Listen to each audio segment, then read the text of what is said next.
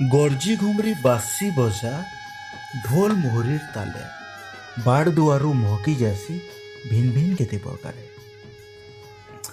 ବିବାହ ବନ୍ଧନରେ ବାନ୍ଧି ହେବେ ମହାଦେବ ଆଉ ମାତା ପାର୍ବତୀ। ମା ସମଲେଇଙ୍କର ମାଟି ସମ୍ବଲପୁର ସହର ଦେବମୟ ହେଇ ଉଠିଛି।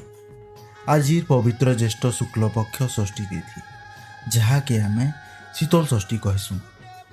ଦେବାଦିଦେବ ମହାଦେବ ବାବା ବାଲୁଙ୍କେଶ୍ୱର, ବାବା ଲୋକନାଥ ଆଉ ଜଗତଜନନୀ ମା ପାର୍ବତୀଙ୍କର ଇଟା ହେଉଛି ଦେବ ବିଭାଗର ମହୋତ୍ସବ ଶୀତଳ ଷଷ୍ଠୀ।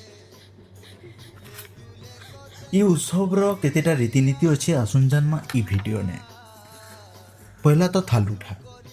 ଅକ୍ଷୟ ତୃତୀୟା ଦିନ ଠାନୁ ଇ ଉତ୍ସବର ପ୍ରସ୍ତୁତି ଆରମ୍ଭ ହେଇଯାଏସି।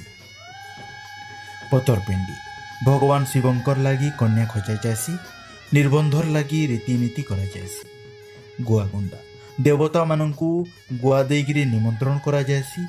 ବିବାହର ସରିଲା ଉତାରୁ ମହାଦେବ ଆଉ ମାତା ପାର୍ବତୀଙ୍କର ନଗର ପରିକ୍ରମା କରାଯାଏସି।